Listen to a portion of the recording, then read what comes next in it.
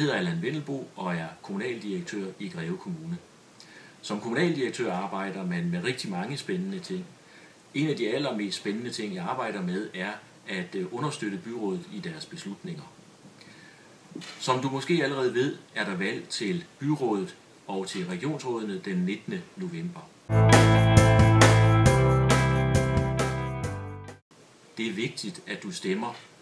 Det er vigtigt, fordi du dermed er med til at bestemme, hvordan pengene i Greve Kommune skal bruges. Det handler om dit barns daginstitution. Det handler om dit barns idræts- og fritidsliv. Det handler om, hvordan vi tager os af de ældre. Det handler om, at brandbilen rykker hurtigt ud. Det handler om dit barns skole.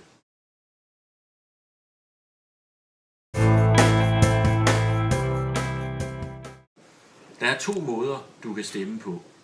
Du kan stemme på valgdagen den 19. november. Det står på dit valgkort, hvor du kan møde op. Det kan enten være på Arenaskolen,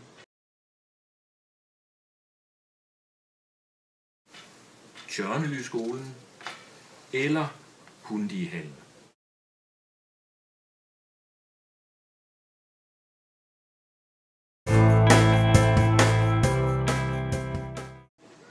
Hvis du ikke kan vente eller er forhindret i at møde op på valgdagen den 19. november, kan du frem til den 16. november brevstemme i borgerservice på Rådhuset,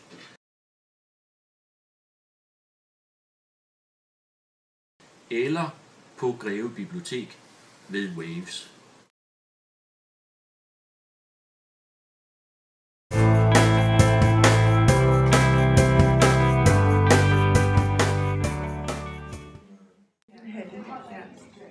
For at brevstemme skal du møde personligt op og fremvise legitimation, enten pas, kørekort, sundhedskort eller valgkort.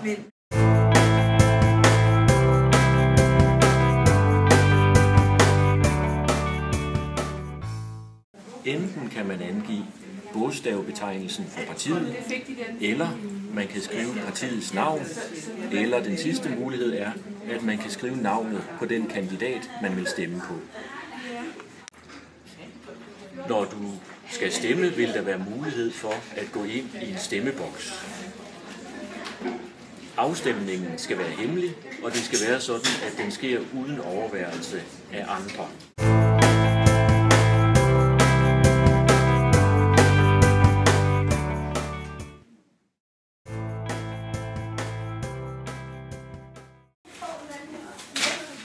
For at stemme til kommunalvalget skal du have haft fast bopæl i Danmark i 3 år.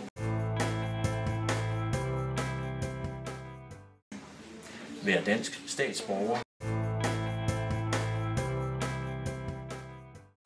Eller EU-borger.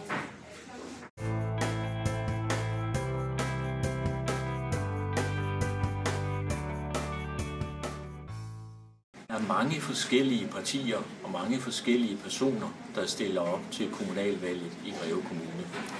Jeg kan ikke fortælle dig, hvem du skal stemme på, men jeg kan sige til dig, det er vigtigt, at du stemmer. Når du stemmer, er du med til at bestemme, hvad pengene i Greve Kommune skal bruges til. Så husk at stemme den 19. november.